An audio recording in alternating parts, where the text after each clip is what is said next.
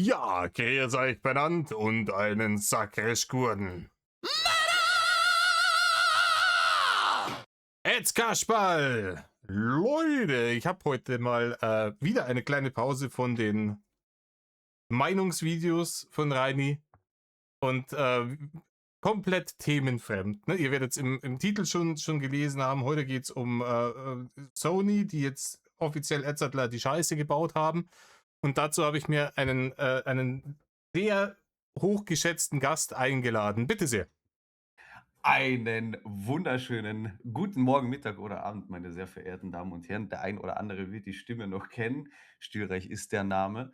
Und genau, ich wurde eben vom Metal Kasper gefragt, ob wir heute was über die angekündigten PlayStation Scheiße Bauaktionen sprechen. Dann habe ich mir gedacht, da kann ich mich doch nicht lumpen lassen. Und da muss ich doch tatkräftig mit meinen unqualifizierten Meinungen dabei sein. Ja, da sind wir uns beide einig. Wir haben beide immer sehr viel Meinung und sind sehr, sehr, sehr froh, wenn uns jemand danach fragt. Ne? Das stimmt tatsächlich. Das ist richtig. Aber wie hast denn, also ein guter Einstieg wäre zum Beispiel, wie hast denn du die Nachricht überhaupt mitbekommen, dass, oder was ist denn überhaupt die große Nachricht erst Die, einmal, die, die, die die, die, große gro Hilfsbotschaft? die große Nachricht ist, Sony hat angekündigt, ab Januar 2028 gar keine Discs mehr herzustellen. Ne? Also auf der Sony-Infrastruktur soll ab Anfang 28 alles nur noch digital abgewickelt werden. Genau. Und das, ich weiß nicht, für den einen oder anderen wird sich jetzt vielleicht gar nicht so wild anhören, aber das ist ein massives Rattenloch, in das man da reingeht. Und ein, meiner Meinung nach ein Scam am Kunden in einem Ausmaß, rein prozentual, also in Zahlen gerechnet, Mhm. ähm, der in der kompletten Gaming-Industrie bisher seinesgleichen sucht. Ne? Dagegen ist hier Warcraft Reforged theoretisch eigentlich wirklich Kundenfreundlichkeit in Persona. Ne? Das stimmt schon. Ich würde gar nicht mal sagen, es ist so ein bewusster Scam. Ich glaube, Sony versucht eher die Kundschaft in so eine Richtung zu leiten, wo sie nicht so ganz wissen eigentlich, was ihre Nachteile sind. Das, glaube ich, würde ich eher sagen. Also Sony Ja, das will ist doch das, glaube Scam, ich, oder? ja, schon, aber ich glaube, sie machen es noch ein bisschen böser, weil sie sagen ja: guckt mal, ihr kauft doch schon alle digital, hier habt ihr Vorteil XY, ne? Dann braucht ihr die blöden Discs nicht, die stauben doch nur an. Dann, braucht ihr die nicht updaten immer.“ Aber eigentlich verliert man damit ja den größten Wert, den das Spiel ja eigentlich schlussendlich hat für den Endkunden.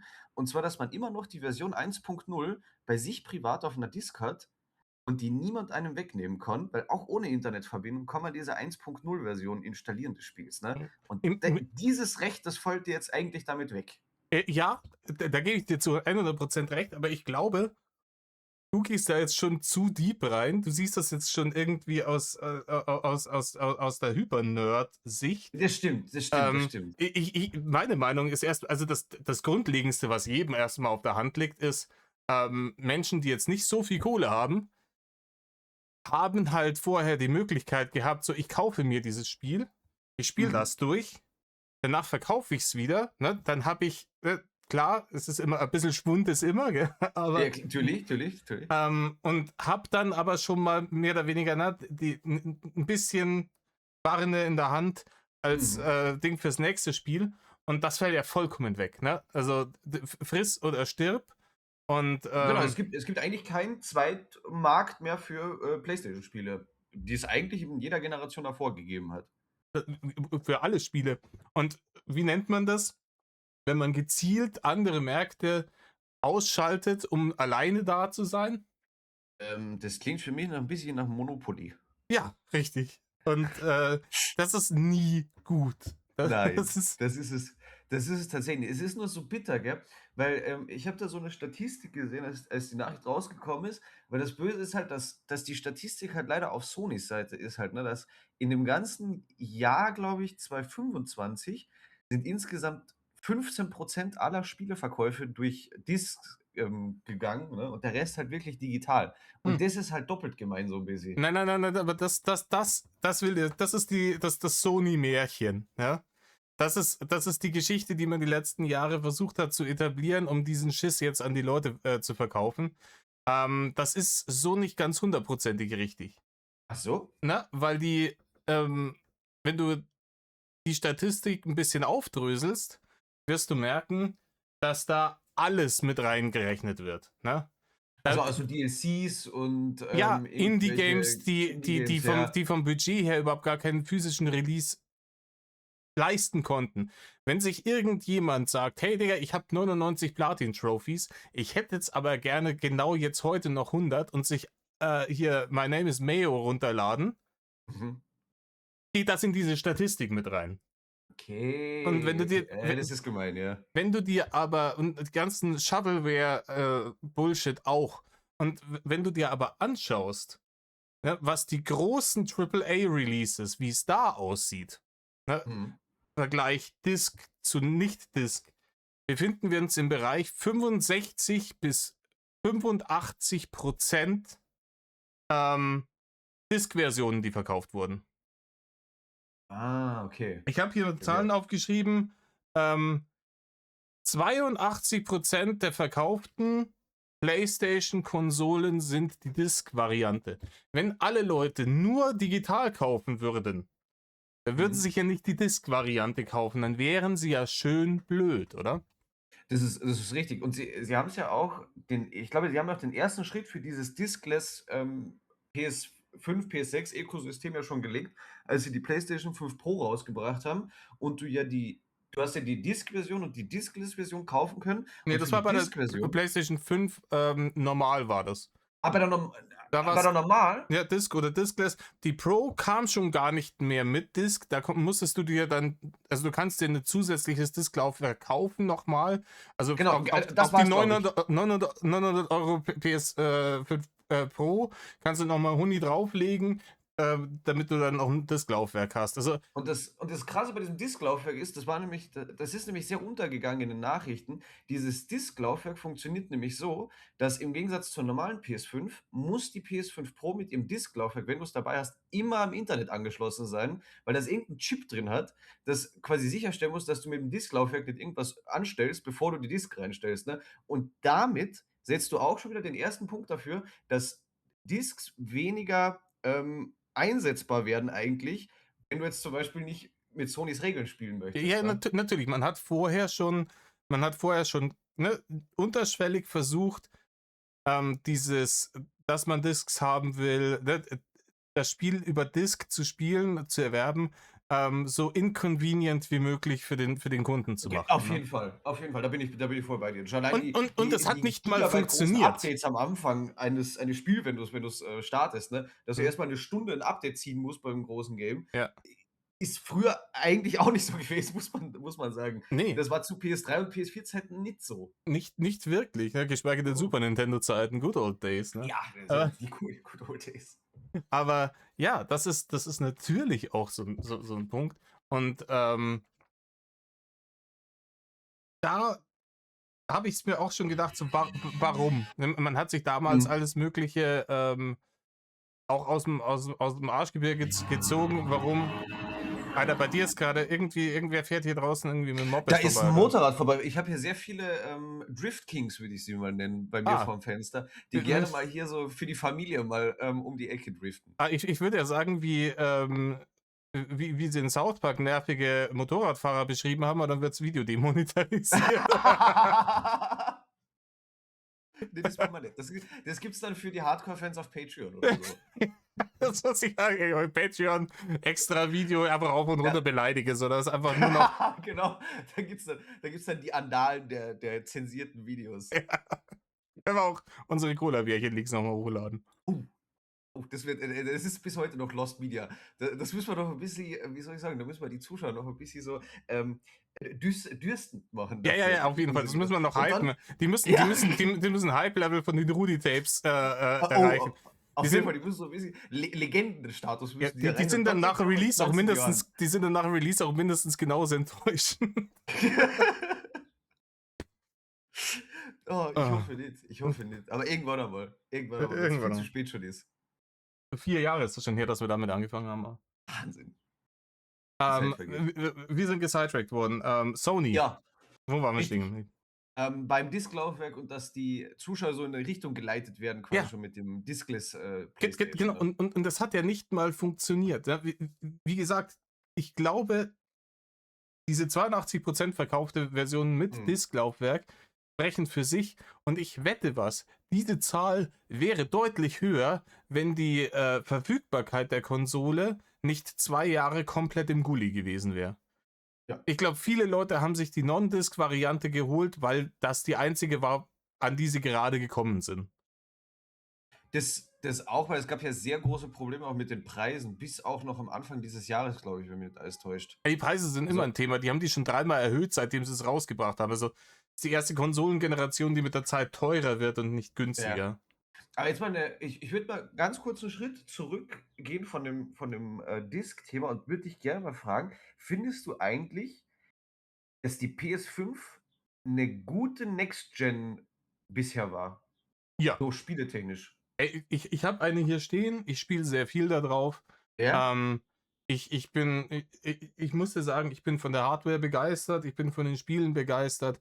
Grade die Sony rausgebracht hat in den letzten Jahren, egal ob's Astro Bot war oder, hier, God of War und die also schon, ne? Das ist ja das Ja? Problem. Ganz ehrlich, wenn das Ding Schrott wäre und die Games mich nicht interessieren würden, dann würde es mir am Arsch vorbeigehen und ja, dann macht halt, was ihr wollt, verkauft halt euren Scheiß online, ist mir doch wurscht. Ja. Ich muss ganz ehrlich sagen, ich habe mit der PS5 weniger Spaß gehabt bisher als mit der PS4 tatsächlich. Dabei Ey, lag's gar nicht mal so an den Spielen, weil es gab schon geile Spiele für die PlayStation 5 bisher. ich verstehe nicht, was du meinst. Du kannst alle PS4-Spiele auch auf der PS5 spielen, Digga. Ja gut, aber ich brauche ja keine PS5, um 'ne PS4 um PS4-Spiele zu spielen, ne? Weil Ja, dafür müsste ich jetzt nicht unbedingt upgraden. ja, ne, aber ja, wie gesagt, natürlich, ne? Du musst natürlich die PS5-Infrastruktur. Oh, hier die South Park-Leute Die sind Drift wieder da. Kings, die sind Äh, wieder da. Gestern war richtig schlimm, wenn ich kurz mal das erzählen kann, gell? Gestern war kurz nach 12 oder so was, da sind hier 2 Jugendliche gewesen, die sind hier die ganze Zeit die Straße rauf und runter gefahren und haben, glaube ich, irgendwas bei den Mopeds ausgetestet oder so. Das kannst du dir nicht ausdenken. Keine Ahnung, Das mich stört's ein bisschen. Kannst du vielleicht mit einem Rollsplit kurz rausgehen? Ne, warte mal kurz Fenster zu, das ist besser. Jetzt einmal kurz laut und danach ist Ruhe. Dann jetzt einmal kurz schreien und dann weint schon wieder jemand. Ah, stimmt, aber du musst das Fenster auch wieder zumachen, wenn der Helikopter kommt und so weiter. Das ist auch Ja, ja, nicht. ne, jetzt ist zu, jetzt sollte nix mehr sein. Ich habe kurz mal 'n bisschen, Rollsplit rausgeworfen. Ja, wir waren bei der PS5, sorry, das ist meine Ja, Motorradfahrer, die ja natürlich musst du die PS5-Sachen auch feiern. Und klar. klar, wenn du sagst, hier alles, was auf der PS5 rausgekommen ist, interessiert mich überhaupt gar nicht. Und ich habe die PS4 schon. Ja, No-Brainer, da brauchen wir nicht Ja. reden. Also, ich sage mal so, ich hatte 'n paar Highlights im letzten und diesen Jahr. Und ich habe so, also, ich könnte jetzt nicht so, pro und kontramäßig aufzählen, was mir jetzt am besser gefällt, an welcher Konsole. Es ist nur so 'n Gefühl, dass ich mit der PlayStation 4 mehr Zeit verbracht habe bisher. Vielleicht liegt's aber auch am Leben selber und dass man weniger Zeit zum Zocken hat oder so was. Das Kann kann auch sein, sein, ne? das kann sein. Ja. Es kann aber auch sein, dass auf der PS4 halt Bloodborne rausgekommen ist. Kann auch sein. Bloodborne war schon 'n geiler Content, da muss man schon zugeben, ja. Irgendwann mal. Das ist auch so Lost Media wie die Cola-Bärchen-Leaks. Machen wir Bloodborne-Ding. Auf der PlayStation 5, das ist Blood, super. Blood, Die Blood, wollen ja die sind ja auch sehr stark dran, Bloodborne aufm PC zu bekommen, ne? Portiert so inoffiziell, die ja, Fans. ja, keine Ahnung, das wird jetzt für mich, vor einem halben Jahr hätte ich gesagt, ist mir scheißegal. Jetzt wird es vielleicht dann doch wieder irgendwie interessant, weil wenn Sony seine eigene Infrastruktur so dermaßen, weil ganz, wenn ich alles Ja. digital kriege, dann kann ich auch auf Steam gehen. Sehe ich auch so, weil es geht in die gleiche Richtung, aber leider versucht dann Sony, glaube ich, wieder die PlayStation Exclusives wieder abzuziehen von Steam, ne, und die dann wieder später rauszubringen. Ja, Und dann hast du wahrscheinlich. wieder so 'n Differenz von 2 Jahren, bis du dann wieder 'n Spiel spielen kannst, ne? Ja, gut, aber ich habe so einen dicken Pile of Shame, ist mir scheißegal. Ganz Ja, das ehrlich, habe ich auch. Das habe ich easy. auch. Ich hab hier Spiele, die hab gedacht, ab Release, die müssen sofort her. Und du weißt, wie es ist. Ne? Ja, klar, klar, haben wir alle. Habe ich bei der PlayStation und bei Steam aber auch. Aber jetzt sagen wir mal, gehen wir mal den Ding auf den Grund, warum will Sony so dringend, Mhm. dass dass sich das ändert, ne? Dass es keine physischen Medien mehr gibt. sondern alles nur noch digital geht. Warum wollen die das? Hm. Und ich habe Zahlen ähm, gefunden im Internet, wo es heißt, ne, wenn so ein Spiel bei Mediamarkt verkauft wird, dann gehen ungefähr 30% von dem Verkaufspreis an Mediamarkt. Und Hm, der so, Rest ja, geht an stimmt. Sony. Das Ja, Ding und die kostet wollen dann aber bei denen zum Download die digitale Version die gleichen 80 €, wie sie beim Mediamarkt kosten. Ne? mhm. Um es einfacher zu machen, ne? Dass mein verplantes Gehirn nicht über sich selber stolpert. Stellen wir mal vor, wir sind schon in 2028 und Spiele kosten jetzt 100 €. Ne? Ja. Und die bringen dann immer noch physische Medien raus, die beim Mediamarkt verkauft werden. Wenn die dann das neue, keine Ahnung, God of War, haben wir gelacht, für einen 100er verkaufen, ähm, beim Mediamarkt bekommen sie 70 €. Wenn sie es auf ihrer Ding Ja, verkaufen, digital, bekommen sie die vollen 100 €. genau. Weil beim einen bleiben 30% beim Mediamarkt und dann geht natürlich noch Produktionskosten und Shippingkosten und dergleichen. Also ich nehme mal an, dass das ungefähr 40% Unterschied sind. Aber die Ersparnisse werden natürlich nicht an den Kunden weitergegeben, Und ne? das ist der Fick. Wenn die stattdessen sagen würden, yo, Digga, Leute, wir sehen aus ökonomischen Gründen, äh, das ist kein gutes Geschäftsmodell für uns. Wir Ja, kriegen nur 40% von dem, das haut nicht hin. Ja? Und, oder wir kriegen nur 60% von dem, ne? Das haut nicht hin. Dass sie dann sagen, okay, anstatt euch die Scheiße hier digital auch für einen Huni zu verkaufen, bekommt ihr es halt bei uns. Ne? Wir nehmen diese 40%, die wir uns sparen. Wir geben euch 20% und uns genau. 20% und ihr habt davon was, einen Mehrwert. Und ihr habt dann vielleicht auch das Recht, diese Dinge auch digital runterzuladen und ohne dass wir euch das wegnehmen können, weil das ist der nächste Punkt. Die können ja einen Haken wegklicken in ihrem Ding, dann Genau. verschwindet das und du kannst es nie wieder spielen. Ne?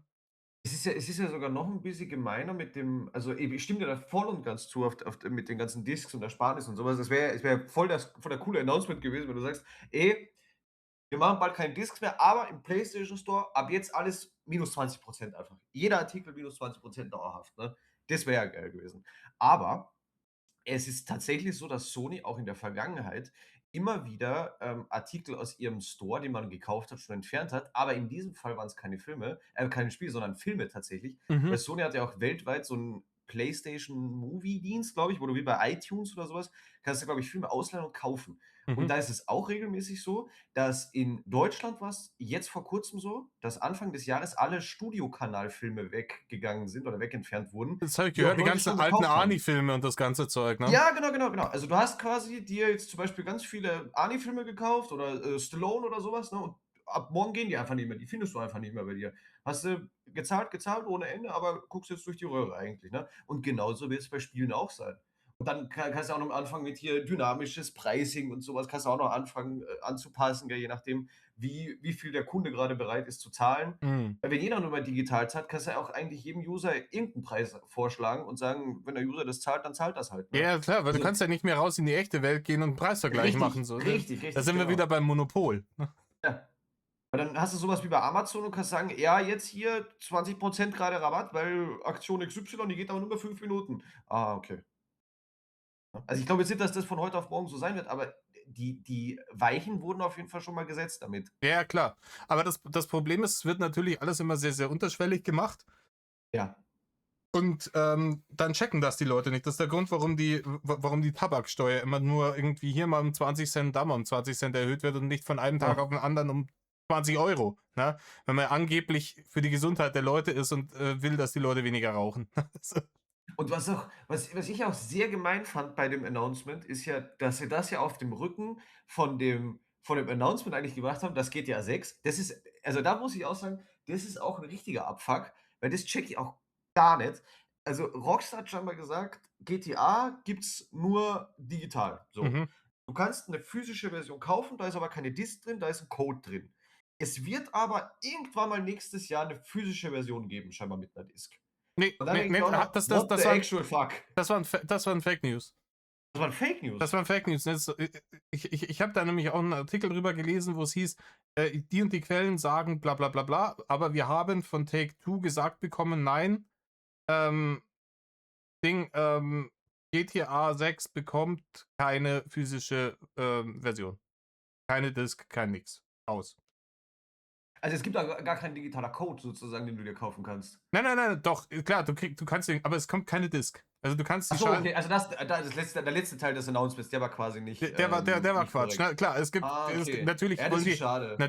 ihre 300 € Collectors-Boxen an irgendwelche Vollidioten verkaufen, aber da ist halt dann 'n Zettel drin mit 'nem PlayStation-Code Ja, zum aber ich check's Runterladen nicht, von dem warum Spiel. macht man so was? Warum kauft man das dann auch? Das ist ja auch nur Mumpitz dann alles. Weißt du, wie ich meine? Ich kaufe mir da irgendwie 'ne Statue oder so was, dann habe ich immer das Spiel drin, dann muss ich mir das Spiel noch mal extra kaufen. Ja, Nicht ja, extra, aber keine den Ahnung, da Code da halt. da da da muss ich an Ding denken, ne, an, das gute An alte Ding oder Fallout Zeug. 7 Zeug, Fallout Oh, 76. oh, die Bag, weißt du, die Bag, die geile. Oh, Kumpel von mir hat sich die gekauft. Alter, das Ding. Oh, Oh, wild, wild, ey, oh, wild. das ist so bitter. Das ist so bitter.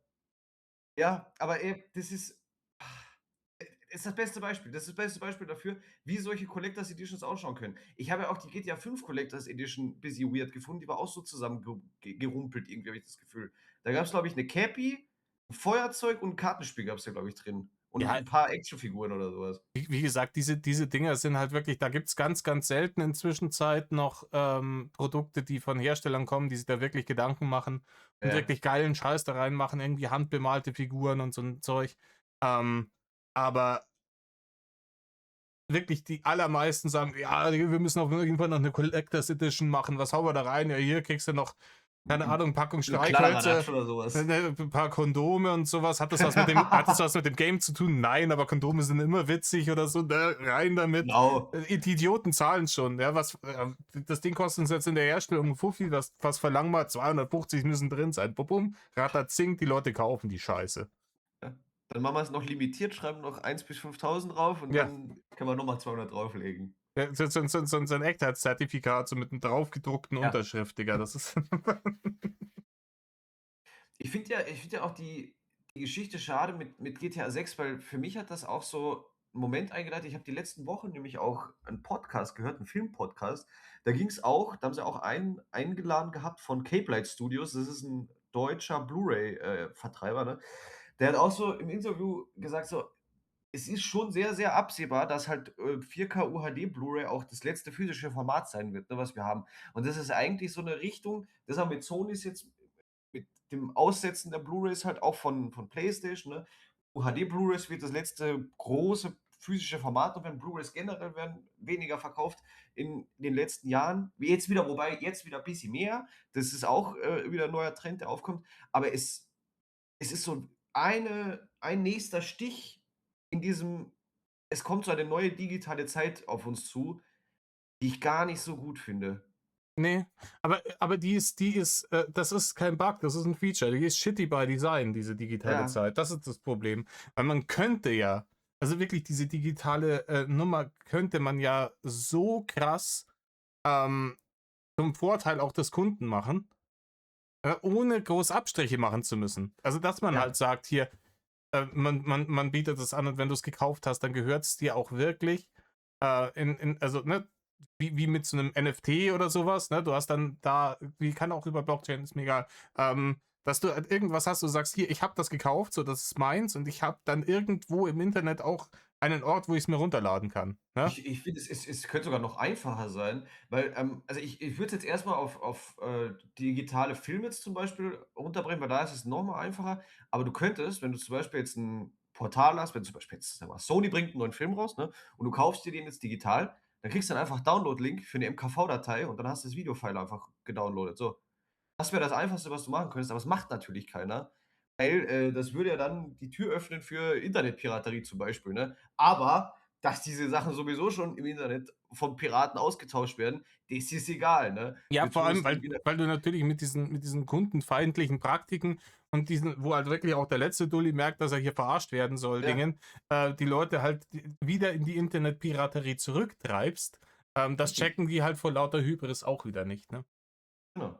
Und bei Spielen ist es auch so, da ist es natürlich 'n bisschen schwieriger, weil Spieler ist noch mal anders aufgebaut, das sind auch größere Größen, aber du bräuchtest halt 'ne Möglichkeit zu sagen du hast alle Dateien irgendwo offline auf 'nem Medium drauf, was du dir laden kannst und der Hersteller soll dir das ja nicht wegnehmen. Weil ich glaube, das Problem ist, dass Kunden sagen A, also Kunden wollen A und Hersteller sagen, Kunden wollen aber B. So, und Kunden wollen aber eigentlich die Sicherheit, dass ihre Sachen nicht verschwinden und die Hersteller sagen: „Ach, die Kunden, die wollen nur irgendwelche physischen Disks kaufen und, die sind irgendwie Sammler oder so“, ne? Mhm. Aber ich glaube, den meisten geht's eigentlich sogar um was anderes. Ich glaube, die meisten wollen einfach nur, dass sie die Sachen, die sie kaufen und wie unser Transaktionssystem, so: „Ich gebe dir Geld, du gibst mir Ware und die gehört mir und mir kann die jetzt keiner wegnehmen“, dass sich das verändert und dass diese Ökonomie sich verändert und das vielen Leuten Angst macht und nicht gefällt. Ja, vor allem, wie gesagt, das mit den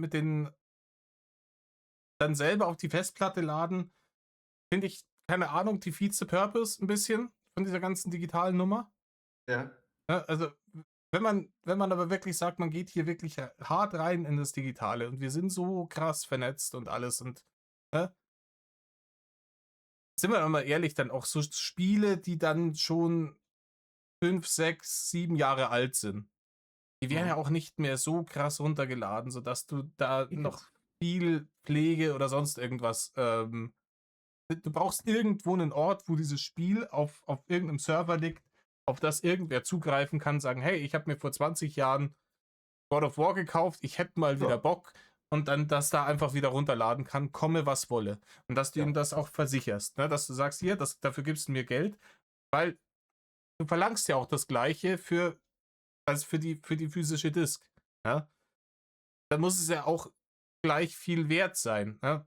Das, Ich glaube, das Problem ist, wenn du dem Hersteller dazu zwingst, dass es unendlich lang von ihm aus runtergeladen werden kann, ne, oder halt auf Lebenszeit lang von ihm aus runtergeladen werden kann. Das ist dann, glaube ich, aber auch wieder der Türöffner für, stell mir vor, der jetzt bei Sony jetzt nicht, aber stell mir vor, Sony wird jetzt pleite gehen, ne? mhm. Und die müssten dir dann immer noch die Möglichkeit geben, dieses Spiel da runterzuladen. Ich glaube, das wäre halt dann wieder der Türöffner für andere, ganz, banale Probleme wahrscheinlich, weil die Möglichkeit hätten sie ja, diese Spiele bereitzustellen. Sony hat ja auch alle Spiele, die sie nicht mehr verkaufen, auch noch auf ihren Servern drauf. Die löschen sie ja nicht einfach runter, Ja gut, aber ne? dann ist halt aber auch dann muss man halt am, Urheberrecht was schrauben. Ja, da wäre ich bei dir. Weißt du, wie ich meine? Weil wenn die Firma tatsächlich endgültig pleite gegangen ist und sagen: „Wir machen jetzt ein Schloss hier vorne ans Tor“, ne? Ja, Fertig. Ähm, Dann verdienen die ja auch damit kein Geld mehr. Dann können sie ja kein Geld mehr, die genau, Firma gibt's ja nicht mehr, ne? genau. Dann kann man auch sagen: „Okay, dann ist halt, Urheberrecht für diejenigen, Sachen halt jetzt aufgehoben und die sind halt jetzt dann als, Open Source im Internet und dann können sich Ja, die Leute das so hin und her schieben, wie sie lustig sind.“ Weil Geld verdient wird ja damit eh nicht mehr. Die Firma ist pleite gegangen, okay, ne? mhm. Die Kann mich ja diese kann diese Sony kann mich ja wegen Urheberrecht nicht mehr verklagen, wenn sie pleite sind. Und wenn halt jemand die Lizenzen und die ganze Scheiße von Sony dann noch aufkauft am Muss Ende, dir das halt bereitstellen dann wieder. müssen die halt die Verträge übernehmen und dann müssen die's halt Ja. bereitstellen. Also, es wäre denkbar einfach, ja? Man Aber muss ich nur glaube, du wollen. genau, du bräuchtest aber, glaube ich, so 'ne, legislative Entscheidung tatsächlich, wie digitale Käufe so abgewickelt werden müssten, weil jetzt machen sie's ja eigentlich, navigieren sie drum herum und sagen: „Du kaufst kein Spiel, du kaufst die Lizenz halt dafür“, ne? Ja, So, ist und die Bullshit, Lizenz ja. können sie dir ja genau, das ist Bullshit. Jeder weiß das und das fühlt sich auch nicht so an, als wenn ich 'ne Lizenz kaufe, weil die Lizenz kostet jetzt 60 € für dieses Spiel, wenn es mir dann nicht gehört, ne? Weil das wird ja auch keiner einsehen. So, Steam macht ja das mittlerweile schon 'n bisschen transparenter. Die schreiben das, glaube ich, mittlerweile hin in der EU, weil sie's müssen aber auch. Aber was du da angesprochen hast mit hier Games bereitstellen, auch über den Lebenszeitraum hinweg, ne? Das, schneidet ja auch direkt in dieses Thema von, The Crew jetzt letztes Jahr rein, ne? Wo es ja auch, das ist mitbekommt, das große Ding mit, The Crew wird abgeschaltet Ne, und habe ich die nicht die Fans mitbekommen. protestieren. Bitte? Ja, ich habe am Rande was mitbekommen, dass irgend 'n Game abgeschaltet wurde, aber ich habe mich nicht Genau. damit beschäftigt, weil ich's nie gespielt habe. Ja, genau, also The Crew, das ist 'n Ubisoft-Game. Da kannst du, glaube ich, per Land, per Wasser und per Flugzeug, glaube ich, fliegen in so 'ner, Open World. So 'n Rennspiel ist das, glaube ich. Mhm. Ich habe den Diddy Kong 2. Teil habe ich Racing. mal kurz so busy, so busy. Und, das ist halt online und offline hat das 'ne Komponente. Und das haben sie dann Ubisoft hat das irgendwann mal die Server für The Crew abgeschalten und auch jeder, der's gekauft hat, kann's auch im Singleplayer nicht mehr nutzen, weil du 'ne konstante Online-Verbindung dafür Ah, brauchst. das ist einfach heute. Ähm, Aber genau. ey, Moment, das dann nur noch Arsch. Weil dann kann ich doch sagen: „Hey Leute, zum Abschied, wir haben das Spiel aufgegeben. Die Leute, die Bock haben, das hier noch so zu spielen, hier ist ein Patch. der diesen Online-Zwang wegmacht. Viel Spaß damit und auf Wiedersehen. Ja, das wollte ja so 'ne Gruppe, die hieß „Stop Killing Games", und das ging ja dann bis vors EU-Parlament tatsächlich, und das ist ja dann abgewiesen worden, ne? Also, das ist jetzt auch schon wieder durch, aber, Ja, willst du ähm mich verarschen? ja, ja, ja. Aber Hauptsache, wir haben hier 'nen Verbraucherschutz, der irgendwelche ARD-Marktcheck-Dinger macht den ganzen Tag, anstatt sich um Ja. sowas mal zu kümmern, ne? Es ging nämlich eigentlich in dieser Petition um was Nobles und was Wichtiges, nämlich das heißt, wenn Publisher sagen: „Wir schalten unsere Server ab", müssen sie dem Kunden, die das Spiel bereits gekauft haben und installiert haben zum Beispiel, müssen sie die Möglichkeit bereitstellen, dieses Spiel weiter zu nutzen. Entweder zu sagen, man kann private Server betreiben, oder man packt den Onlinezwang eben weg und kann Mhm, das Spiel so weiter verwenden, wie es halt ohne den Onlinedienst halt funktionieren würde. mhm.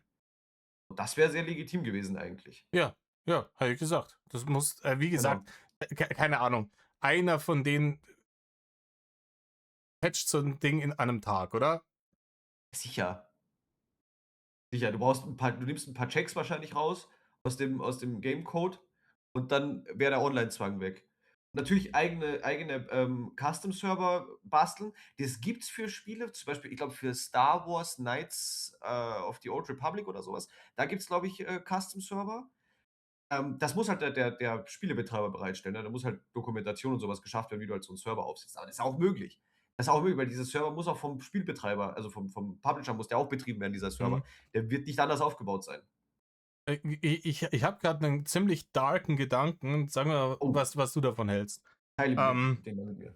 wie dir sicher aufgefallen ist, die goldene Ära der 2000er und 2010er Jahre vorbei, in der wir Ja, praktisch ja überhäuft wurden mit einem Hardcore-Quality-Release pro Monat gefühlt, wo du gar nicht mehr ja. wusstest, was soll ich als Nächstes spielen.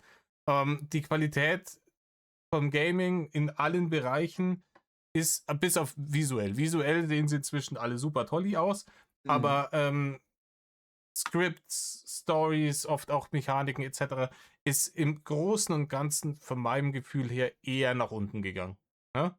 Es gibt Ich würde viel mehr Ja, krasse Flops die letzten Jahre und man muss viel selektiver sein, auch bei großen Studios, die sonst immer abgeliefert haben, mhm. weil die oft mal dann auch dir 'n dicken Haufen vor die Füße, setzen.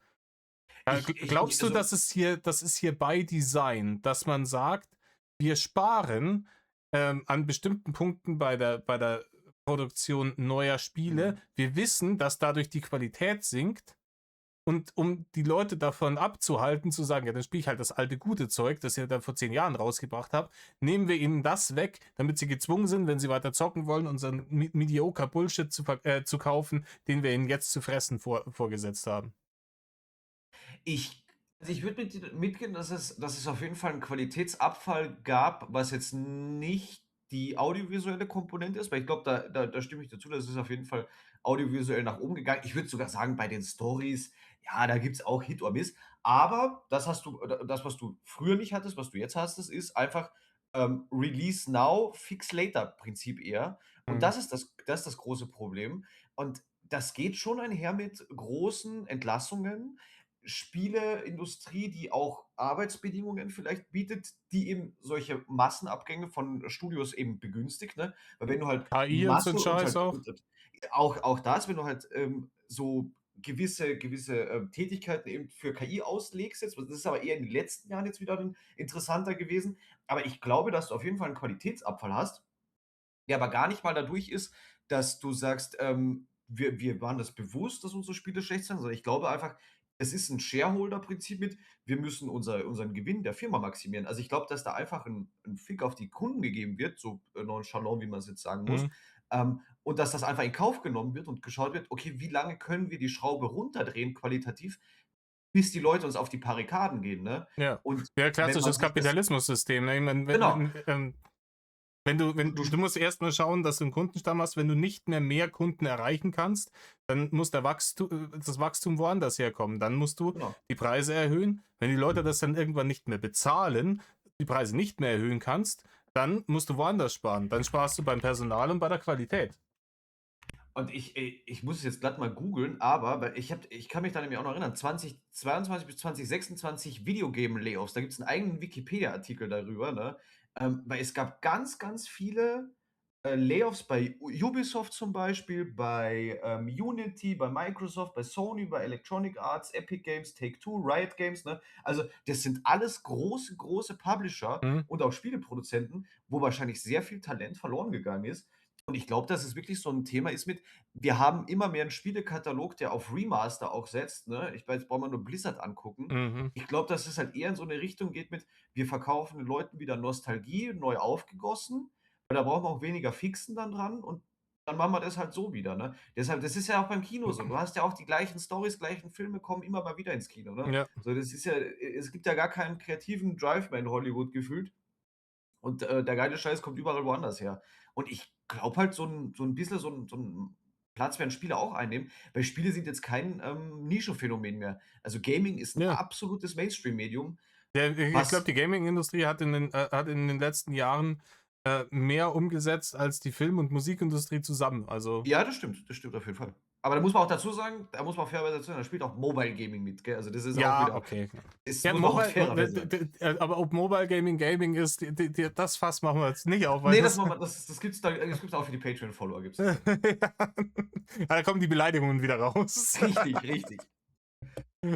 Filthy Casuals. Ah. Ähm, ja, es hat halt, ne, es hat halt 'n Geschmäckle, die ganze Nummer.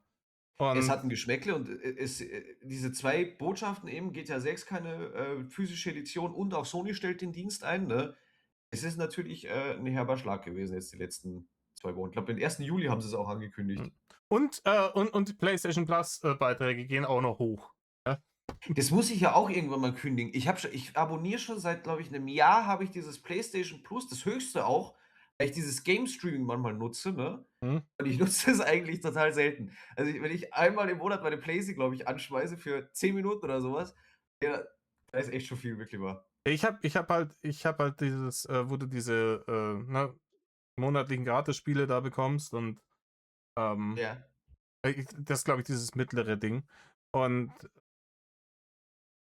ich bin auch am Überlegen, ne? Also, ich bin safe am Überlegen, weil du kannst ja deine PlayStation Plus Mitgliedschaft nicht pausieren, ne? Ja. Wenn du die beendest, dann verlierst du ja in Anführungsstrichen diese ganzen, das ist ja auch sehr perfide, diese Diese monatlichen Spiele, Spiele, gell, die die dir du da die ja. gehen alle weg.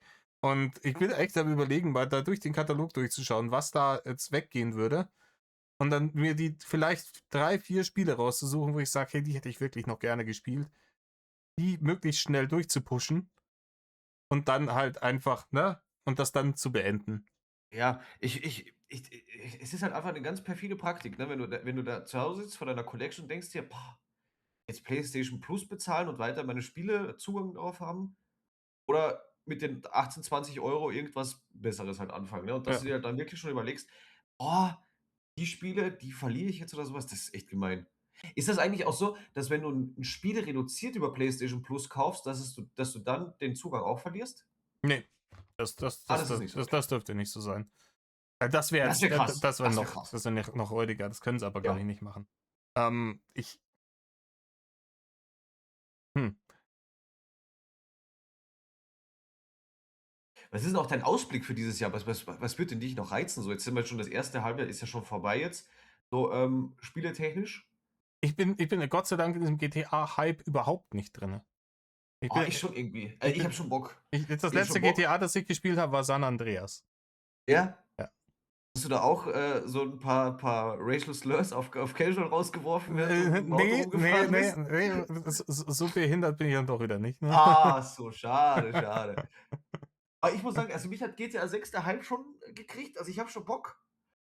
Ne, Und sonst habe ich tatsächlich für mich jetzt die letzten Wochen eigentlich nur das neue Lego Batman Spiel busy, gezockt. Das war cool. ja? Dieses hier Legends of the Dark Knight, glaube ich, weil das so 'n bisschen wie die Arkham-Spiele von der Steuerung ist, nämlich das fand ich cool. Und ich mochte die Arkham-Spiele sehr gern. Ja, die waren super. Ich habe nur wirklich, hm, ja, GTA ist mir halt, ich bin sehr selektiv bei Open-World-Spielen. Ich habe zum Beispiel auch Ja, hier Horizon nicht gespielt, habe ich auch nicht. Ich auch weil nicht. für mich ein Open-World-Spiel, ich will, wenn dann kleinere Open Worlds haben, so keine Ahnung, Mhm. ähm Hogwarts Legacy hätte ich, glaube ich, wahrscheinlich auch nicht platiniert, wenn ich nicht so ein kranker Potterhead wäre. Ja. Ähm, weil mir das dann, es ist mir dann zu viel, es fühlt sich dann für mich so wie Beschäftigungstherapie an. Ich komm mir dann vor wie der 58er IQ-Dulli, der halt in der Werkstatt sitzt und hier Kugelschreiber zusammenschraubt. Und wenn er denkt, er ist fertig, dann stellen die ihm eine neue Kiste hin. Und denkst du, ach, leckt mich, ich will doch jetzt nicht wieder ans andere Ende. Ja. Ich habe neulich, muss ich kurz sagen, ich habe hier neulich mit meiner Frau, wir sind da gesessen, haben halt einfach so ein Indie-Game gespielt. Ja. Adorable Adventures heißt es. Da spielst du spielst du so ein kleines Schweinchen, so ein kleines Wildschwein, das irgendwie seine Mhm. Family wieder finden muss. Alter, das rockst du in 5 Stunden durch, das ist super fun und fertig, ne? Also auf sowas stehe ich. Ja, das wird für mich zum Beispiel auch mehr passen, weil ich habe die Zeit halt nicht dafür, mich mehr so Ja, 20, 30, 40, 50 Stunden vor die Playsee zu setzen und so ein Ding halt durchzurocken, ne? eben. Ich möchte Spiele, die ich so in 10 Stunden durchspielen und vielleicht, wenn es hochkommt, irgendwie in 20, 30 Stunden platinieren kann Mhm. und Bradigams und das nächste bitte. Aber ich würde zumindest mal sagen, ich habe die Angst bei GTA jetzt nicht, dass es eine Kack-Open World wird, ehrlich gesagt. Nee, Weil das können die. Ne? Ich habe nur die genau. Angst, dass sie zum einen vollgepflastert sein wird mit irgendeiner Werbung Ja, das könnte vielleicht sein. Das kann man nicht ausschließen. und dass natürlich irgendein cranker Microtransaction Bullshit reinkommt, dass dauernd irgendwas aufploppt, ne? Wo du sagst, oh, du willst dir deine Karre neu lackieren lassen, das kostet dich dann in-game $300.000, für die du 20 Stunden grinden müsstest, aber du kannst auch ein 20 auf den Tisch legen, dann ist auch gut, dann ist er jetzt Gold, ne? Es gibt tatsächlich so etwas in der Art, tatsächlich sogar schon, weil es gibt ja die normale Edition von GTA 6 und die Deluxe-Edition, glaube ich. Und da hast du, ich glaube, Zugang zu irgendwelchen Tuning-Werkstätten noch, die du so im normalen Spiel nicht hast. Und ich glaube, du hast auch noch irgendetwas mit irgendwelchen Kostenersparnissen. Entweder kriegst du Geld extra oder du kriegst irgendwelche welche Ersparnisse, also Prozente, wenn du irgendein Upgrade machst. Also nicht dieses, ich sprühe mein Vehicle an, sondern wirklich so, ich glaube, das ist so, wenn du 'n Motor austauscht und sowas. Aber der ist auch noch nur so bedingt viel bekannt. Weil das ist auch mehr so Hearsay aktuell, was das dann tatsächlich bedeutet im Spiel dann. Wir Aber es müssen wäre dir ganz schon, ehrlich sagen, turnt mich schon komplett ab. ja, Das, ich weiß, aber es wäre dann ein richtiger Abfuck, einfach wenn da Gebäude wären, wo du siehst, du könntest reingehen, aber du müsstest dir zum Beispiel den Season Pass jetzt kaufen, um erst reingehen zu können, ne? Das wäre halt tatsächlich ein Abfuck. ja, keine Ahnung, aber das hört sich für mich, also, hört sich jetzt nicht wie Geschichten aus dem Paulanergarten an. Das ist jetzt nicht so wie Echsenmenschen oder so eine Scheiße. Ne, ne, Das ist schon was, wo ich sage, wenn die morgen kommen und sagen, ja, so wird's gemacht, so, ja, hört sich so an, als würden könnte die das sein, machen. Ja. könnte sein. Ja, Ja, genau, das ist also keine Ahnung, aber ich checke halt wirklich auch, ich hoffe, dass es wirklich massiven Backlash gibt, weil, ähm, ne, es muss jetzt nicht jeder so kapitalismuskritisch sein wie ich. Wie gesagt, ich bin auch mhm, keiner von diesen Dullis, die sagen, Kapitalismus komplett abschaffen. Ich bin halt jemand, der sagt, wir brauchen einen primär humanistischen, sozialen Ansatz, der das auf jeden Ganze Fall. kontrolliert und das dann Kapitalismus als Werkzeug hernehmen, um die vorhandenen, ne, Kapazitäten, die wir dann noch haben, vielleicht noch auszuschöpfen und nicht, ne, Kapital über alles zu setzen, weil dann springen automatisch Leute über die Klinge. Ähm, Richtig. aber sogar die Leute, die das feiern, hier die schönen Kapitalismus feiern, sogar die sind abgefuckt im Internet über diese Praktiken hier von Sony, obwohl die ja eigentlich die Fahne dafür schwenken. Die müssten das doch eigentlich geil finden. Aber wenn das, klar, ja, Ja, Hexenverbrennung ist nur so lange cool, bis es deine eigene Mutter erwischt, ne? richtig. Das ist auch richtig wahr. Ja, es ist 'ne schwierige Geschichte, aber wir wissen ja leider halt alle, ich glaube, dass der Protest halt nix bringen wird, ne? Ja, natürlich nicht. Natürlich nicht, Die werden es halt durchziehen. aber wir müssen halt schauen, dass dann halt, weil du vorher gesagt hast, Layoffs und so, und da ging so viel Talent verloren. Ja. Das Talent geht ja nicht verloren. Die Leute bringen sich ja hoffentlich nicht um, nur weil sie bei Blizzard Ne, ne, rausgeschmissen ne. werden. Sondern ich hoffe halt einfach, dass die sagen, dann mache ich halt mein eigenes Gaming-Studio mit Blackjack und und dann halt kleine Studios gründen und es vielleicht Genau. anders machen und dann da Quality Games rauskommen, die man dann unterstützen kann, und die dann halt irgendwann groß werden, an die Börse gehen, sich wieder von denselben Shareholdern kaufen lassen wie Ubisoft und dann ihre Leute wieder rausschmeißen, die dann wieder, also, ne? Bin ich voll bei dir. Hm, Ich glaube halt, dass das Ding wird halt sein ist, wir müssen uns alle darauf einstellen, dass es eine PlayStation 6 mit keinem CD-Laufwerk mehr geben wird. Dass man auch den Klasse-Fakt halt auch nicht mehr nutzen kann, dass Sony, der Blu-ray-Hersteller, dass man den auch nicht mehr als Blu-ray-Player nehmen kann, ne? Ja, das wird halt, glaube ich, so das Ding werden. und Und noch dazu auch auf der anderen Seite, dass halt auch eben Blu-rays voll für Filme und Serien halt auch immer rarer werden und du dich dann auf der anderen Seite jetzt wieder mit Streamingdiensten dann rumschlagen musst, wo es auch immer mehr dann halt geben wird, ne? ja, aber das, wie gesagt, das ist alles ein Modell, das für mich in Kombination auch mit allen anderen steigenden Lebenserhaltungskosten halt zwangsweise wieder in die wir entwickeln uns zurück in die Napster-Area dann, glaube ich. Ja? Auf Die jeden Fall. Ich glaube, mit jedem Kino-TO, Abo Napster-Area, wo die Leute dann ja. über Torrent und Bullshit und alles nur noch piratenmäßig läuft, ne? Man sieht ja tatsächlich, im ich glaube, erstes Quartal 2026, dass du einen signifikanten Anstieg an Internetpiraterie hast, aber gar nicht mal auf Torrents oder sowas, weil es ist mittlerweile so, du hast einfach, Shadow-Streaming-Seiten, die teilweise bessere Performance haben als Netflix und Co., ne?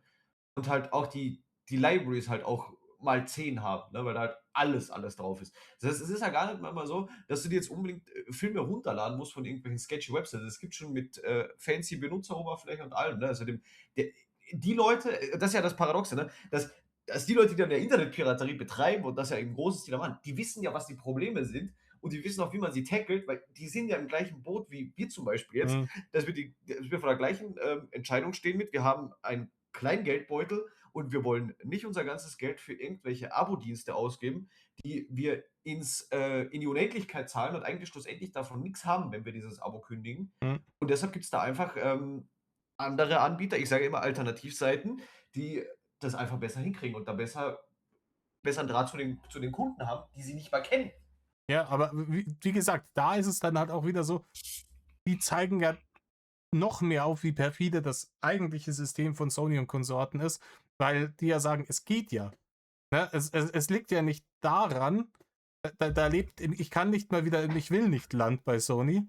Ja, Ne? Es liegt ja nicht daran, dass es alles nicht möglich ist, wie es einem verkauft wird. Oder dass es nicht der Kundenwunsch ist. Es ist ja der Kundenwunsch, es ist möglich. Man macht es halt einfach nicht. ja. Und wenn es mit Inkompetenz nicht mehr zu erklären ist, dann muss es Böswilligkeit sein, ne? Das glaube ich fast auch. Und ich glaube mir, wenn so 'n random Guy irgendwie aus Tschechien mit 'nem Webserver zu Hause 'n neues Netflix aufziehen kann, dann muss Sony und Netflix das auch können. Ja, So, weißt du, wie ich meine? ja, Und es kann doch nicht an so was scheitern, ne? Und ich glaube, es ist einfach so, desto m ich glaube, das ist auch der Appell an die Zuschauer, ne? Desto mehr man diese Nachrichten sieht, desto mehr muss man sich halt die Frage stellen: „Möchte ich das unterstützen oder möchte ich das nicht unterstützen?“ Weil der Kunde, auch wenn's nicht so wirkt, wir alle als kollektive Kundschaft haben immer noch die Macht in der Hand zu sagen: „Wir unterstützen das oder wir unterstützen das nicht.“ Wenn man das große vielleicht nie unterstützt, so was, dann kann man da schon 'n Unterschied mitmachen. Man muss sich selber die Frage stellen: Möchte ich solche Konzerne unterstützen, die sich eigentlich nur verbiegen, um mir das meiste Geld aus der Tasche zu ziehen? Oder gehe ich zu, dem einen oder anderen Schwarzmarktanbieter von hm, solchen, digitalen Gütern, ne? ja, Weil zum Beispiel auch künstliche Verknappung von digitalen Gütern ist ja auch so 'n Thema. Das ist ja auch ja, wieder 'n Streitfeld für sich. das ist ein Streitpunkt für sich, aber da, wo du jetzt gerade halt bist, ist halt auch wieder das Problem, dass sich die Leute schon so etabliert haben, dass eben schon so ein Monopol aufgebaut wurde, dass halt potenzielle Konkurrenz easy aufgekauft wird. Ne? Ja, Und ja. das sehen wir bei Microsoft vor allem, haben wir das gesehen, aber das beste Beispiel in der kompletten Historie des Gamings ist EA und ihr riesiger Friedhof von Oh ja. Development Studios. Die hat alles, wo sie gemerkt haben, Leute, die haben richtig was drauf. Und die nehmen zu viel vom Marktshare weg, einfach gekauft und verrecken lassen, um einfach den Markt für sich zu haben. Ne? Da brauchen wir über, wie heißt es, Bullfrog, Westwood, Mythic, ähm, ich könnte jetzt noch, glaube ich, 10 Minuten reden, was die alles hinters Haus, ne, Klar. hinter der Scheune erschossen und verscharrt haben. Ja. Und das ist halt auch, da musst du halt dann irgendwann sagen, okay, dann hole ich mir das halt nicht, aber die Leute werden es nicht tun. In meinem Traum-Szenario kommt GTA 6 raus und es floppt desaströs. Ja?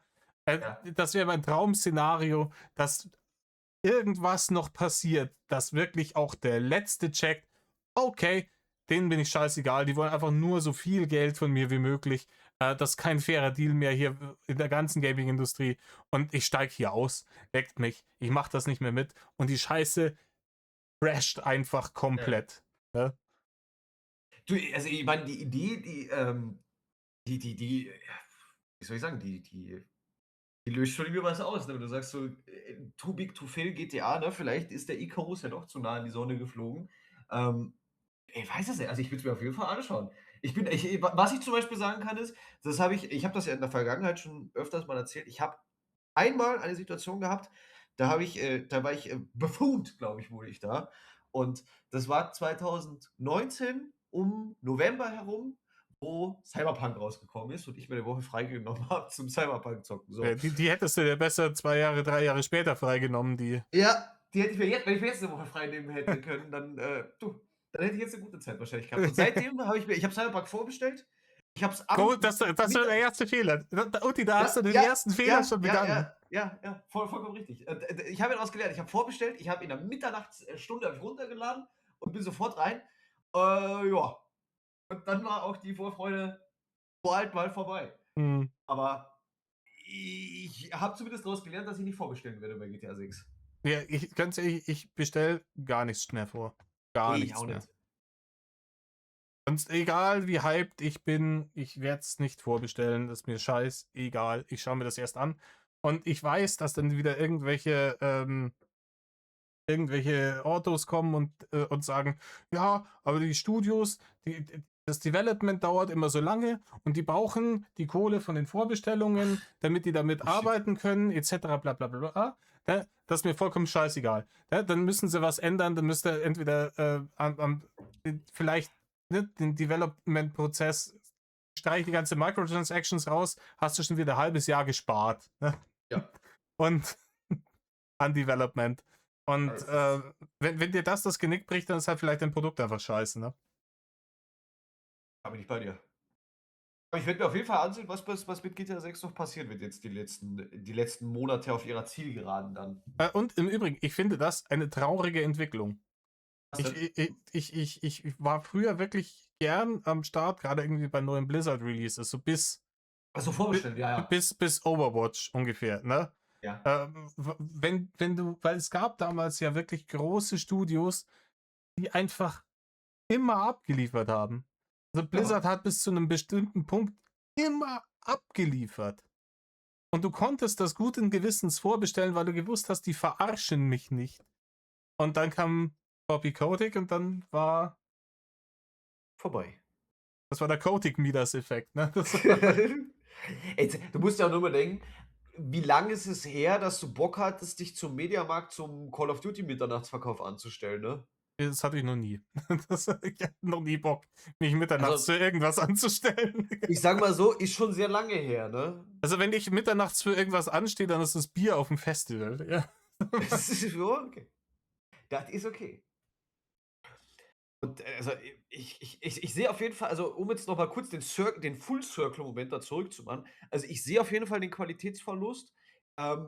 Ich glaube, es ist nicht bewusst böse gemacht. Ich glaube, es ist einfach, purer Kapitalismus tatsächlich, Ja. um den Gedanken noch mal kurz zurückzuführen da.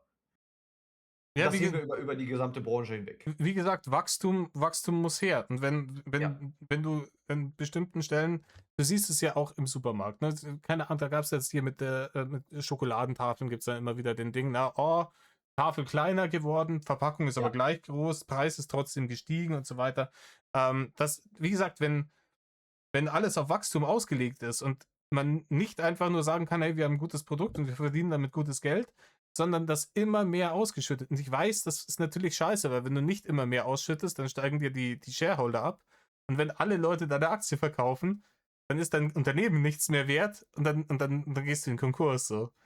Ja Aber schon. Auf der anderen Seite musst du jetzt fragen, jetzt haben wir dieses Spiel mit, jetzt gibt's 'n Unternehmen, was Spiele produziert, was sehr gut war, was dann von Shareholdern ausgeblutet ist, was dann von den Fans abandoned wurde und was schlussendlich dann pleitegegangen ist. Jetzt haben wir das Spiel ja schon mehrmals durchgespielt. Man sollte sich ja mal überlegen, vielleicht wär's ja an der Zeit, mal 'ne andere Unternehmensstruktur zu fahren. ja, also das heißt keine andere, sondern so eine wie halt wie man das halt früher gemacht hat. So wir bringen 'n gutes Ja, Produkt einfach keine raus. Aktiengesellschaft auszubauen. Ja, wir bringen gutes Produkt raus zu 'nem fairen Preis und machen damit gutes Geld und jeder ist Ja. am Ende zufrieden damit. Und wir behalten unseren Profit und unsere Kunden kriegen unser Produkt und alles ist gut, ne? Aber, wir haben hier halt noch, 'n Schwarm Heuschrecken, der gefüttert werden muss und da wir das von unserem Profit natürlich nicht abziehen wollen, weil wir ja selber Lambo fahren und privat, Hubschrauber Ja. mieten, dann, ne, Aber ich irgend sage dir eins, und das ist, glaube ich, der Lichtblick: Die Leute lassen das mit sich nur bedingt machen, diese Taktiken. ja, Und irgendwann kommt der französische Revolutionsmoment, wo er sagt: „Okay, ja, genau, genau. jetzt Und Feierabend.“ ich habe da immer noch die Hoffnung darauf, dass unter diesem wenn man sich das so anschaut, also, ich denke, ich stelle mir das so vor wie so 'n Unterdruck, so 'ne Unterdruckskammer quasi, ne? Mhm. Mit jeder schlechten Nachricht kommt mehr und mehr Druck auf diese Kammer drauf und es braucht nur mehr so irgendwie diesen einen Funken, der das Ganze dann noch zum Explodieren bringt, ne? Ja, Und dann wird dieses ich hoffe aber, dass das passieren wird, solange unsere Generation also, ne, 'n bisschen noch ein bisschen die Zielgeneration ist. ja, Weil ich glaube, Generation TikTok kannst du so leicht verarschen, weil die praktisch schon ihr ganzes Leben lang mit diesem für die ist das normal, ne? ne, will ich mal gar nicht so sagen. Ich würde verliere nicht den Vertrauen in die Jugend. Ah, okay, komm. Ne, ne, immer Das Vertrauen in die Jugend haben, nicht aufgeben. na, weiß ich nicht. Glaube mir, die haben auch ihre Stimme und auch eine Macht in der Hand. Ich weiß es nicht. Die benutzen diese Macht in der Hand, dazu, um, Matches auf TikTok zu machen, sich gegenseitig irgendwie Ah, nicht alle, anzuschreien, um glaub sich mit mir. Rosen bewerfen zu lassen. Das wird auch vergehen. Das wird auch vergehen. Das ganze TikTok, Social Media Ding, die Leute werden da auch satt davon haben. Glaubst du nicht, dass diese Idiocracy, Entwicklung der Nein, letzten Jahre weiter schlimmer wird? nein, ich glaube tatsächlich nicht. Ich glaube tatsächlich, dass wir 'n Pendelmoment erleben werden, wo Social Media wieder wahnsinnig uninteressant für Jugendliche sein wird und die eigentlich genau das Gegenteil haben wollen, weil die das Ganze von ihren Eltern schon vorgelebt bekommen haben, seitdem die klein waren und dass Social Media irgendwann mal uncool sein wird. Ha, Das glaube ich nämlich. Weil du hast jetzt 'ne Generation, die Millennials und Generation Z, die, sind ihr Leben lang schon mit Social Media unterwegs. Oder halt nicht Millennials jetzt nicht, aber halt, Gen Z und halt Millennials zu großen Teilen, ne? Ich mhm. glaube, die nächste Generation, die wird das einfach schon von Beginn an vorgelebt haben und die werden vielleicht, also, das ist meine Wunschvorstellung, vielleicht gar nicht mal die Notwendigkeit für 'n Smartphone haben. Da bist du, glaube ich, ein bisschen weit drüber. Aber ich hoffe auch, ne, könnte sein, dass man sagt: „Hier, ne, das“ aber dass man sagt: „Hier, der Wenn Markt du ist gesättigt, die Leute haben da keinen Bock mehr drauf. Ja, ja, ja. Social Media, alter Hut“, ne? So 'n bisschen halt. Und wenn du dir denkst halt, es gibt jetzt auch immer mehr Regulierungen, ne, die so weltweit beschlossen werden wollen, wo sie halt auch Jugendlichen bewusst ja auch den Zugang zu Social Medias versperren wollen, was ja auch nicht schlecht ist, befürworte ich ja auch. Mhm. Ähm, dass du da vielleicht halt auch diese Weichen stellst eben dafür, dass du eine Social Media freie nächste Generation vielleicht hättest. Also, das wäre meine sehr utopische Wunschvorstellung, ne? Aber ich glaube schon, dass die nächste Generation das schaffen kann. Das glaube ich schon. Ja, dein Optimismus in allen Ehren, mein Freund. Ich hoffe es auch, aber ich bin da Ja. sehr, sehr, sehr, sehr skeptisch, was das angeht. Also, ich warte jetzt erst mal den GTA 6 Release ab und dann schaue ich mal. Und ich sage es mal Hm. so, wenn mir GTA 6 nicht gefällt, ich kann ja immer noch die Zeit zurückreißen und Red Dead Redemption 2 noch 'n 5. Mal spielen. Ja, Das denke es ich mir. ist Also, so ich so kann eigentlich nicht verlieren. so lange, bis irgendjemand irgendwo ein Häkelchen wegmacht und dann funktioniert's auf einmal nicht mehr, ne? Nein, weil ich's auf Disk gekauft habe, deswegen. Ja. So nämlich. Und zwar so. Weißt du, weil das Geile ist ja nämlich auch bei so Rockstar-Spielen, du kriegst ja immer so 'ne kleine Karte und so 'n Scheißdreck dazu. Weißt du, das kriegst du ja auch alles dann immer, wenn du so halt digital kaufst, ne? Ich Ja. meine, kein Schwein hat diese Karte jemals verwendet, aber trotzdem will ich meine Karte haben, wenn ich GTA kaufe. Und das ist das Prinzip. So sehe ich das persönlich. Tja, also, ich weiß nicht, hast du noch irgendwas, was auf der Leber brennt? Weil ich habe hier noch, ne, ich habe Boah, ich weiß nicht, man könnte es ja mit so 'nem hoffnungsvollen Appell ja auch, den geneigten Zuschauer auch entlassen, ne? jetzt hier mit ja, okay. Also, hier Nutzt eure Stimme so nach dem Motto, ne? Ja, Und, wählt selektiv. Und selektiv. was ist deine Konklusion aus unserer Echokammer-Discussion? Meine Konklusion wäre, also auf jeden Fall nichts mehr vorbestellen. Ja, Vorbestellen ist ist auf so jeden Fall. 2010. Nicht mehr machen. Ey, vorbestellen ist super out, sage ich dir. Ist richtig Und, cringe. und, äh, und ansonsten, mein Tipp wäre wirklich, seid skeptisch. Und wenn sich irgendwas so anhört, als würden die euch verarschen wollen die wahrscheinlich verarschen. Und dann Ja, schaut ein bisschen genauer hin. Und wenn sich tatsächlich bewahrheitet, dass die euch verarschen wollen, dann scheißt auf parasoziale Beziehungen. Scheißt drauf, dass ihr euch irgendwie als Xbox oder Sony Gamer oder PC Master Race irgendwie absoluter Bullshit. identifiziert habt. Seid nicht markentreu diesbezüglich. Nehmt den, der euch nicht verarscht und gebt dem euer Geld. Ja. Weil die sind euch auch nicht treu, Ja. deswegen. Und informiert euch, das kann man eigentlich nur sagen. Informiert euch, schaut euch bei unabhängigen, Anbietern irgendwie Reviews zu Spielen an und weiß ich nicht, informiert euch über die aktuelle Lage. Und, Vielleicht können wir da ja mal wieder anknüpfen, ne? und kauft nicht irgendwas, nur weil es im Hype ist. Ne? Auf jeden Fall. Wenn man sagt, hier, oh, ich muss jetzt GTA 6 gespielt haben, sonst kann ich nicht mitreden. Wenn ihr da keinen Bock drauf habt und mehr so seid wie ich und sagt, hier, ich kaufe mir lieber irgend so ein cutes Spiel irgendwie, das in 10 Stunden durchrocken kann, dann macht das. Und wenn die anderen über GTA reden, sagt, ja, keine Ahnung, habe ich nicht gespielt. Ne? Ich Es bringt finde euch nicht um. ich muss auch ganz ehrlich sagen, jetzt, wo ich dir so zugehört habe, ich finde, du hast recht. Ich warte eigentlich bei GTA einfach bis Rainer das nächste Mal Let's Playt. Weil vielleicht gibt's da wieder so eine Banksituation, weißt du, mit der Pfeiltaste nach oben. Das Aber Rainer müsste dafür, glaube ich, fast irgendwie ein Drittel von seinem Arbeitslosengeld rausknechten, ne? ja, wahrscheinlich so, oder Da muss also er bei schon Uwe, allein die da muss er bei Uwe wieder Klos putzen. ja, er muss ja schon allein mal 'ne Playsee kaufen sich, ne? Das ist ja schon mal 'n Investment 'n großes, weil das gibt's ja nur auf Playsee und Xbox am Anfang. Das PC kommt ja erst wieder in 2 Jahren oder so. Hä, aber wenn es auf Xbox gibt, warum gibst du denn nicht auf PC? Das muss auf PC geben, GTA 6, oder? Ne, ne, also Rockstar macht das ja bewusst so. Also, die machen das erst 2 Jahre später, weil ja du brauchst ja, glaube ich, 2 Tage, dann ist ja das Ding schon durchgemoddet.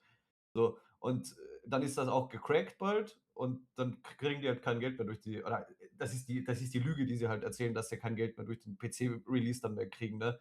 Und dass sie zuerst auf den Playstations und Xbox das machen, wo du's halt nicht modifizieren kannst, wo du's nicht runterziehen kannst, wobei du die ROM auch runterkriegst, aber wurscht. So, und das ist halt deren Talk. Das haben sie bei Red Dead Redemption und bei GTA 5 haben sie das auch gemacht. Ja, ja, boah, keine Ahnung.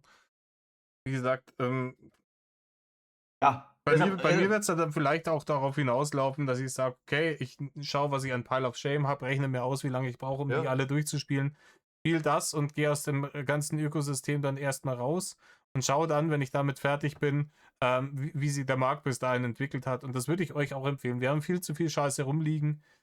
ja, Ganz ehrlich, mit denen wir Monate, Jahre beschäftigt sind, wenn wir normal arbeitende Menschen sind. Dann lehnt euch ein bisschen zurück. Ja, hier, meet at the Winchester, have a pint, wait for this whole thing to mhm. blow over. Ne? Ja, bin ich voll bei dir. Und, immer nicht immer neue Sachen draufkaufen halt, ne? Mit den Peilen noch größer machen, einfach nur, wenn man's denkt, man braucht's und man will's irgendwann mal spielen. Ja, Und vielleicht ist es auch wirklich so 'n Ding mit klingt jetzt doof, aber wenn man was kaufen möchte, vielleicht einfach mal 'ne Nacht noch mal drüber schlafen. das ist richtig. Ja, das Wichtige Ja. ist bei mir ganz schwierig, weil ich oft irgendwie so auch Bei mir impulsmäßig am nämlich auch, Start bin. ich bin so 'n Impulskäufer nämlich bei manchen Sachen und dann denke ich mir: „Hätte ich nur 'ne Nacht drüber geschlafen, hätte ich mir jetzt 20 € erspart oder so.“ Ja. Aber keine Ahnung, ich habe hier im Notfall, ich kann auch offline gehen. Ich habe hier im Notfall noch Warhammer-Shit, mit dem ich auch ein Jahr wahrscheinlich beschäftigt bin, um es zu Geil. bemalen. Also, Nice. Vielleicht gibt's ja nächsten Podcast einfach, zu, Warhammer Painting Montage im Hintergrund. ja, ich weiß nicht, ob ich das filmen soll. Da, Das schaffst du. Du bist sicher also, ich würde sagen, du bist der Da Vinci der Warhammer Paintings. ja, no. Ich habe ja dazu sehr viel Content Aber du angeschaut. merkst doch, mit welcher Ernsthaftigkeit ich das auch gesagt habe, ohne jemals von dir was gesehen zu haben, was du von Warhammer bemalt hast, ne? Ja, ich habe auch noch nicht so viel bemalt. Ich bin jetzt im Moment noch beschäftigt mit Zusammenbauen und Primen. Ähm, vor allem, keine Ahnung, ich mache das Hobby mit meiner Frau zusammen und die steht auf den Zusammenbauprozess mal überhaupt nicht.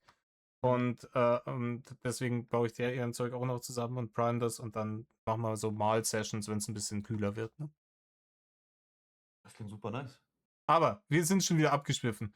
Ähm, Ich würde sagen, wir haben's alles, Ich würde sagen, runtergebracht wir haben unseren Unmut, zusammengefasst und kondensiert, wie die und Milch. genau, und wir haben unsere absolut wichtige Ja, Weltlage, wichtige Meinung ins ja. Internet rausgeschorst und, ihr an alle Leute, die sich das jetzt bis hierher angehört haben, vielen Dank für eure Zeit und, tut nicht, was Rainer tut. Tut auch Genau. nicht, was ich tue. Kauft nicht impulsmäßig irgendeine Scheiße. Denkt drüber nach und, dann gebe ich dir das letzte Wort. Ja, also, kann ich nur zustimmen. Gebt Acht auf euer Geld, ganz besonders in Zeiten wie diesen, ne? Und lasst euch nicht veralbern, ne? Und passt auf euch auf und seid ganz, ganz nett zueinander. Und, du, wer weiß, vielleicht hören wir uns in dieser Konstellation ja ganz, ganz bald wieder, ne? Hoffentlich. Hätte ich Bock drauf. Hätte ich auch. Hm, tschau, tschau. Ciao, ciao.